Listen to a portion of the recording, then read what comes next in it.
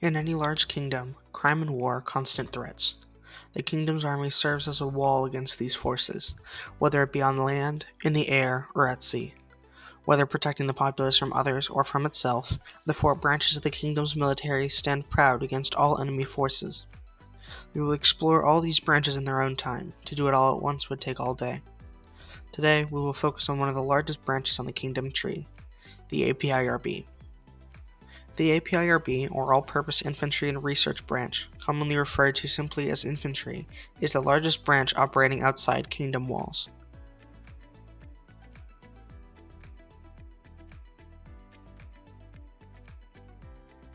Like any large military force, ranks and divisions are used to maintain order and stability within the branch. Going from lowest to highest levels of authority, they are as follows. First and lowest is the military division. This division, the largest of the three, deals with, as the name suggests, with the military aspect of the APIRB. Their ranks are as follows. Lowest ranked are the FP, standing for Failed Penitent, also kindly referred to by others as Grime Rats. These ranks, consisting of the worst criminals who have failed all attempts at redemption, are sent into the most hopeless and dangerous combat zones. Not to be confused with penitent laborers, the criminals sent to work in hopes of redeeming themselves. No, these men have failed to redeem themselves, either because they committed crimes after having completed their sentence, or because they attacked someone while incarcerated. Regardless, they are generally lightly armed, their uniform consisting of plain iron armor with a characterizing penitent cap. They are armed with stone swords and nothing else. In addition to fighting in suicide missions, they are also known for being sent into the nether realms during the night's experiments. They must spend any time not on the battlefield in cramped cells on ships or in the depths of military bases. Secondly, and the first free rank, are the groundmen. This rank belongs to the vast majority of APIRB soldiers and is the backbone of the branch. The soldiers of this rank, contrarily to the failed penitents, serve 4-year tours. After these years, they either choose to go home or to apply for promotion to continue their military career. If rejected, they must return for another tour. Next is the captain rank. These men were picked for their skill and determination. They are placed at the head of platoons and, if no higher authority is present, are entrusted with leading campaigns. Power is not divided equally, however. When promoted, captains are assigned leadership of 1 out of 2 types of platoons. Wardens lead failed penitent platoons and are known for their cruelty and hard-headedness. They are the type of people who send their men into the flames of war without care for their lives or the lives of their men. Perfect for the failed penitents, but not ideal for the strategic methods of warfare the APIRB demands. Because of this, campaign management is reserved for standard platoon leaders, who are generally calmer, kinder, and more strategic. Next, the Sentinels. A small and extremely selective group, their only job is to protect the royal strategists and scientists. These 2 ranks belong to the royals. This rank is split into 3 groups, their power like a pyramid. At the bottom, the royal strategists, who spend their time and minds towards war and the best way to destroy the kingdom's enemies without sustaining many casualties. Royal strategists are only sent in for high importance missions. In addition, royal scientists, true geniuses who are sent in when normal scientists can't figure out what's going on. Above them, the Royal Guard. Soldiers representing the kingdom's and possibly the world's most skilled soldiers. They protect the kingdom's highest officials and are adept at all forms of warfare, strategy, as well as diplomacy. They rarely see combat, since officials prefer to stay away from combat zones. Occasionally, however, they are sent in to fight battles where the importance of victory is paramount. In those cases, they skillfully lead their armies to all but certain victory. The very tip of the pyramid is Cerberus. 3 men, the greatest of their craft, carrying out the greatest and most important missions for the kingdom. The left head is the Lord Strategist, head of the strategists and genius of war. The right is the Lord Researcher, perhaps the greatest mind in the world. Finally, the main head, the Imperator, head of the Royal Guard and the APIRB as a whole. Despite holding the same rank and level of authority as the other heads, their opinion and authority is regarded as superior to the other heads. The second division are the Dante's Knights, with their purple knights as the lowest rank. These men are handpicked by head nether researchers for their combat skill, merciless obedience to authority, and complete fearlessness in the face of horrific monsters. After their test, which consists of protecting a failed penitent in the nether for a month, they are mobilized for the protection of the head researcher that picked them along with their team, although they are trained to prioritize head researchers. Normal nether researchers, despite holding the same rank, hold greater authority over the knights, with head researchers above them. They lead expeditions. The Dante's Knights researchers represent the brave, or crazy depending on who you ask, and brilliant souls who research a recently discovered new realm that some have dubbed Hell. Officially, this new realm is called the Nether, but most people deny its existence. Despite the pushback, they continue to learn more and more about this strange place. Thirdly, the Research Division. Starting with the Guard. The Guard are selected from the rank of Captain for their adaptability and curiosity, and are tasked with the protection of scientists. Due to this, they rarely see combat and spend most of their time in forests, deep-sea monuments, and other wild places.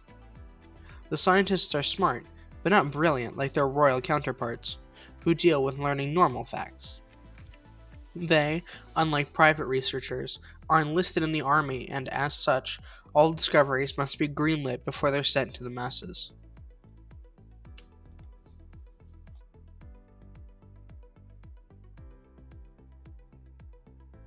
Finally, the most powerful and secretive rank, the Whispers.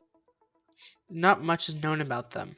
Any sightings of them mysteriously disappear in the kingdom's heavy bureaucracy. Despite their secrecy, they have authority over literally everyone. Whenever files are unknowingly wiped, when a battle is unexpectedly won or lost, when an official decision is revoked without explanation, when an official or enemy leader inexplicably vanishes, those in the kingdom's bureaucracy know, but don't say, that it's the work of the Whispers. Perhaps someday, should they be willing, some information may be randomly found somewhere. Maybe one day, the truth, or at least the truth they want us to see, will be revealed.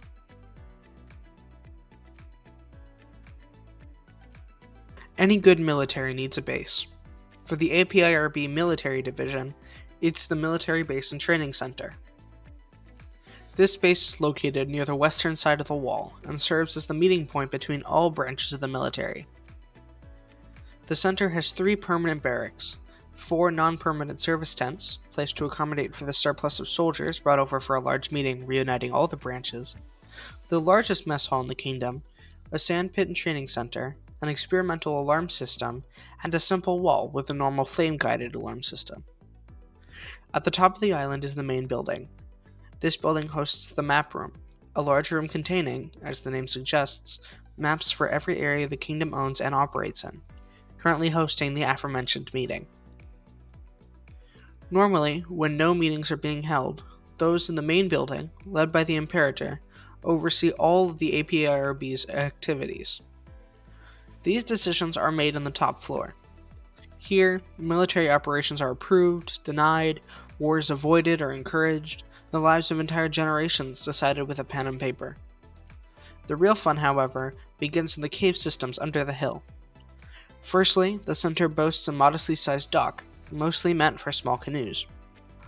Moving deeper into the caves are the failed penitent barracks, if you can even call them that. Their quarters are simply cold, suffocating stone cages. In the front, the nicest or best of their rank get single cells.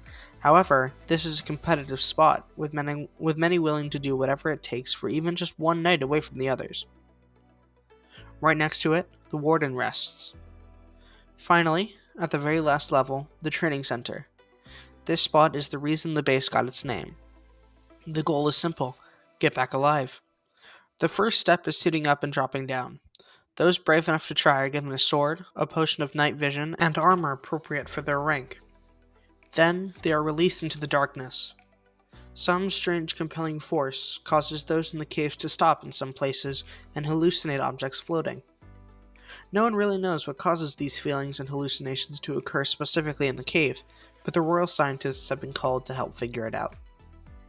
Regardless, those in the cave have 8 minutes of light before the effects wear off and they're left in complete darkness until they make it back.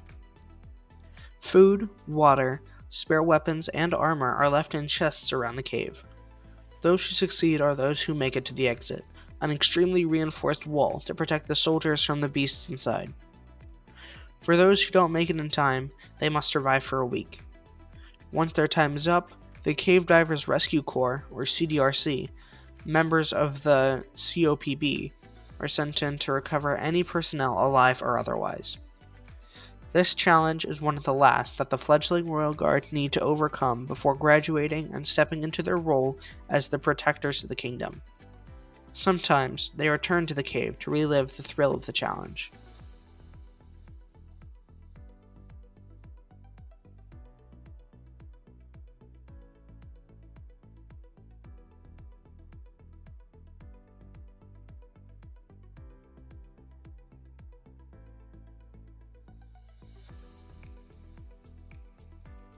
War.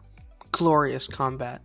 The reason for the APIRB's existence is carried out by these men in hopes to protect the kingdom from its enemies. War is highly rank and file.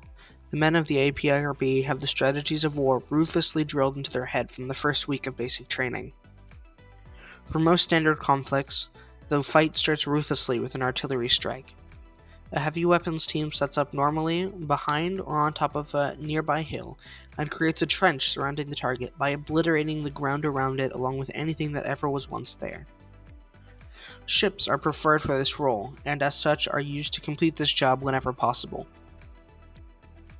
Capitalizing on the confusion caused when one gets unexpectedly blown to shreds by invisible artillery fire, failed penitents, when against enemies or targets of high importance where surrender is not allowed, are sent in, sometimes even during the strike, to cause as much chaos and damage as possible, while groundmen jump into the trench and set it up.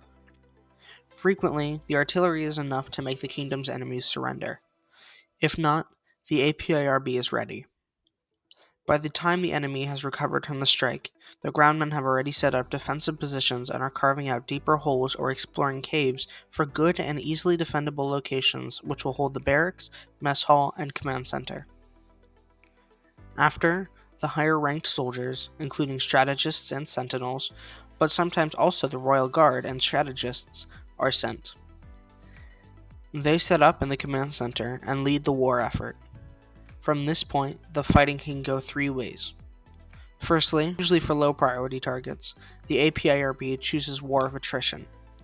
If this is the case, high-ranking officers will only stay in the trench for a week or 2 before moving to another assignment. They will only return if the enemy has breached the trench line or before an assault on the enemy base.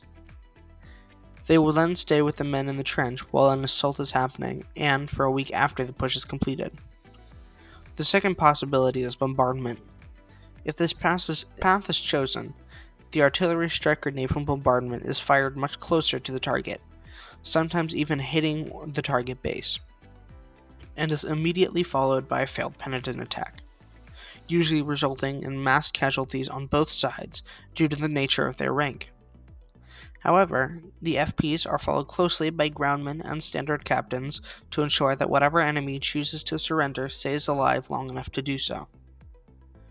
Finally, the third option, reserved for the truly horrible people and those who have caused great suffering to the kingdom. This method for victory is possibly the simplest. Bomb the enemy until there's nothing left. After hours of unrelenting artillery strikes, Royal Guards are sent in to execute any survivors. They are chosen for their job because of their merciless carelessness for the kingdom's enemies and as such have no issues with killing them. Of course, once the cannonballs and spears start flying in your direction, all adherence to method is thrown out the window.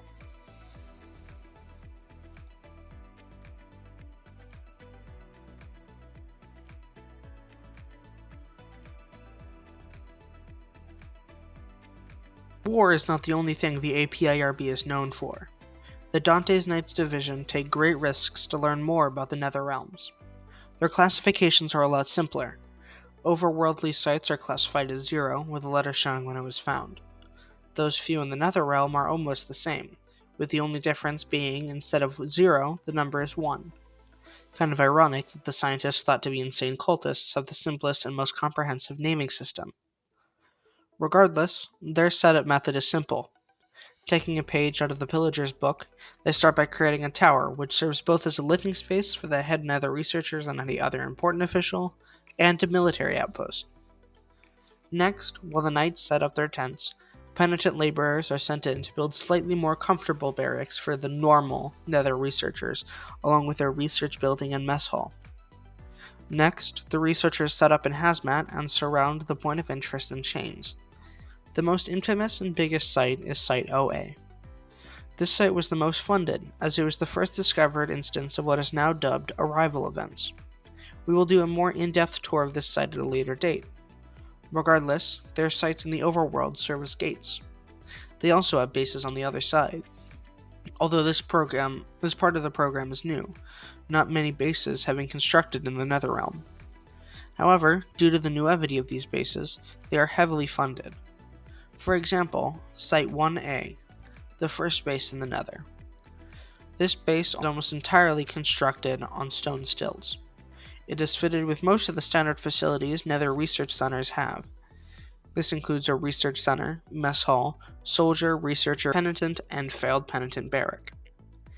In addition to all those, the base is fitted with a portal, stone perimeter, strider observation deck, and an expedition armory. In these bases, these men fight to broaden the kingdom's knowledge of the supernatural.